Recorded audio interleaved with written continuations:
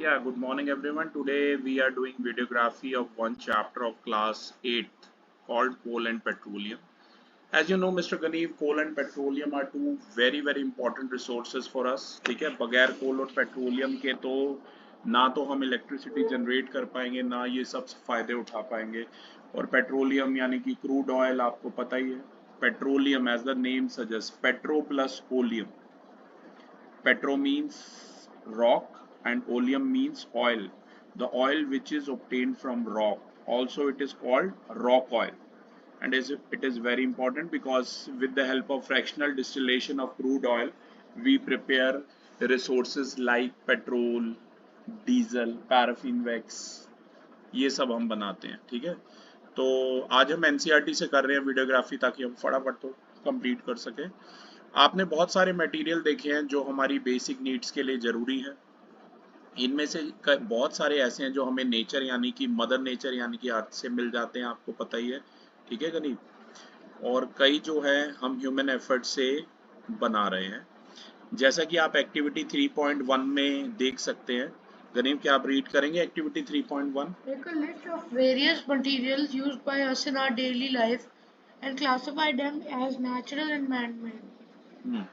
तो आपको यहाँ पर करना क्या है कि एक मतलब लिस्ट बनानी है। ठीक है, बहुत सारे ऐसे नेचुरल रिसोर्सेज हैं जो हमें अर्थ से मिलते हैं।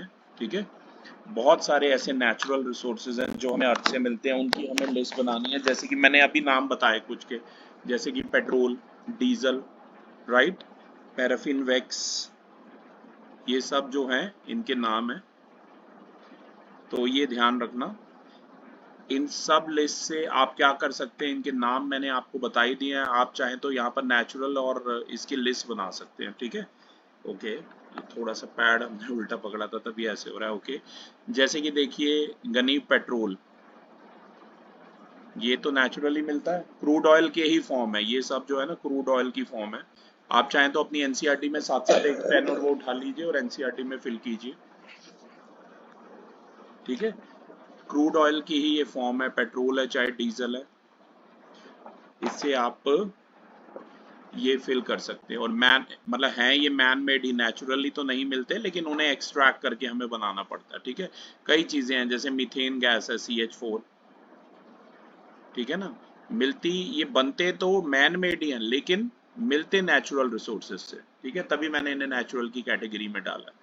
राइट, ये बात ध्यान रखना। सभी क्रूड ऑयल हमें नेचुरली मिलता है, क्रूड ऑयल, और ये क्रूड ऑयल के बाय प्रोडक्ट्स हैं ये दोनों, पेट्रोल और, ठीक है मैं यहाँ लिख देता हूँ, these are by products of crude oil. ठीक है, तो ऐसे तो देखो बहुत ही कम फ्यूल है जो नेचुरली मिला और यूज कर लिया। अगर नेचुरली मिला और यूज कर लिया उसमें तो मैं सिर्फ कोल को ही डालूंगा। ठीक है, और क्रूड ऑयल जो है मिलता हमें नेचुरली है, पर उसे हमें एक्सट्रैक्ट करना पड़ता है। किससे एक्सट्रैक्ट करना पड़ता है? फ्रैक्शनल डिस्टिलेशन से, जिससे हमें डिफरेंट बाय प्रोडक्ट्स मिलते हैं। ये बात आपको ध्यान में रखनी है। ठीक है, अब देखिए एयर, वाटर, बाकी सारे मिनरल जो हैं ये भी हमें नेचर से मिलते हैं। ठीक है, क्योंकि इन्हें हम क्या कहते हैं? नेचुरल रिसोर्सेस कहते हैं। ठीक है, इसके बाद बेटा हम बात करेंगे कि नेचुरल रिसोर्सेज की क्या फर्दर टाइप्स हैं।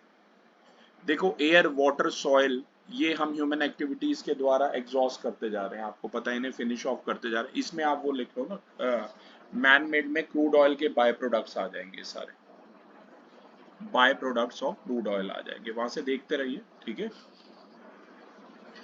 अब बेटा इसमें दो सोर्सेस आ जाते हैं, इनएग्जॉस्टेबल और एग्जॉस्टेबल। इनएग्जॉस्टेबल का मतलब है जो कभी खत्म ना हो, जो कभी रिप्लेनिश ना हो। ठीक है, और एग्जॉस्टेबल का मतलब है जो हम एक बार यूज करें और खत्म हो जाए। क्रूड ऑयल के जो सोर्सेज हैं जैसे कि पेट्रोल, डीजल या कोल की भी बात करें तो ये सब एग्जॉस्टेबल है, क्योंकि जैसे जैसे हम इन्हें अर्थ से एक्सट्रैक्ट करते जाएंगे, इन्हें यूज करते जाएंगे, ये सोर्सेज क्या होंगे? खत्म होते जाएंगे। ठीक है ना, ये बात आपको ध्यान रखना। इनएग्जॉस्टेबल की बात करें, एयर की बात करें, वाटर की बात करें, सोलर एनर्जी की बात करें, ये सब इनएग्जॉस्टेबल है, क्योंकि जब तक सन है तब तक नहीं सोलर एनर्जी खत्म होने वाली।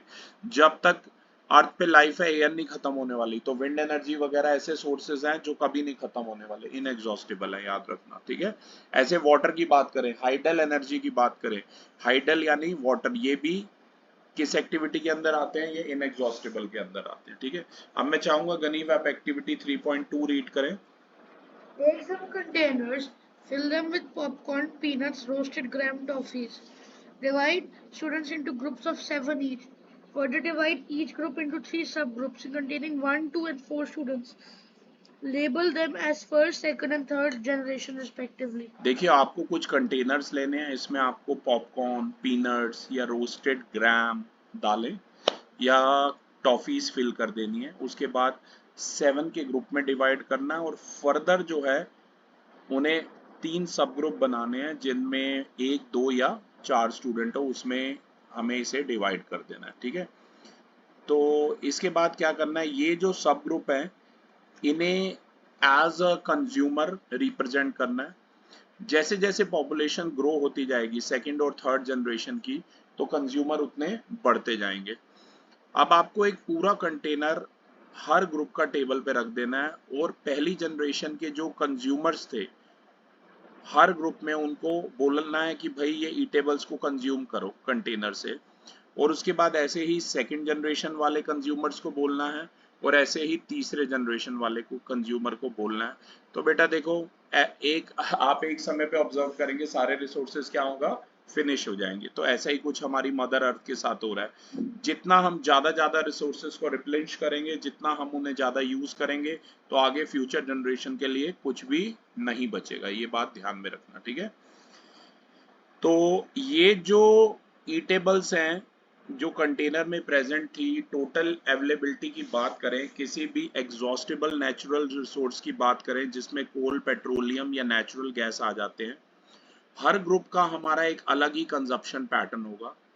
जो अर्लियर जनरेशन थी किसी भी ग्रुप की वो बहुत लालची थी, तो अगर ऐसा होगा तो आगे वाले जो जनरेशन है उनके लिए कुछ भी नहीं बचेगा। ये बात है, मैं बार बार कहता हूँ कि अगर एक जनरेशन सारा के सारे रिसोर्सेज को खा जाएगी, अगर हम आज सोचें कि सारा का सारा क्रूड ऑयल हम अर्थ से एक्सट्रैक्ट कर लें या सारा का सारा कोल हम अर्थ से एक्सट्रैक्ट कर लें, तो हमारी जो आने वाली जनरेशन है उसके लिए कुछ नहीं बचेगा। ओके, तो इस चैप्टर में हम यही समझेंगे कि कुछ एग्जॉस्टेबल नेचुरल रिसोर्सेज जैसे कि कोल, पेट्रोलियम या नेचुरल गैस के बारे में, ये फॉर्म हुए थे dead remains of living organism से, और इन्हीं को हम क्या कहते हैं, फॉसिल फ्यूल्स भी कहते हैं। ये बात ध्यान में रखना। ठीक है, तो फॉसिल फ्यूल में अधिकतर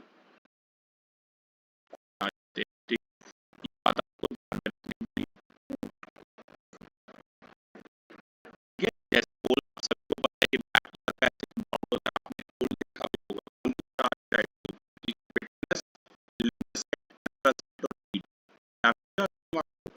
मैं लिखता हूँ, आप अपने बुक में नोट कर लेना।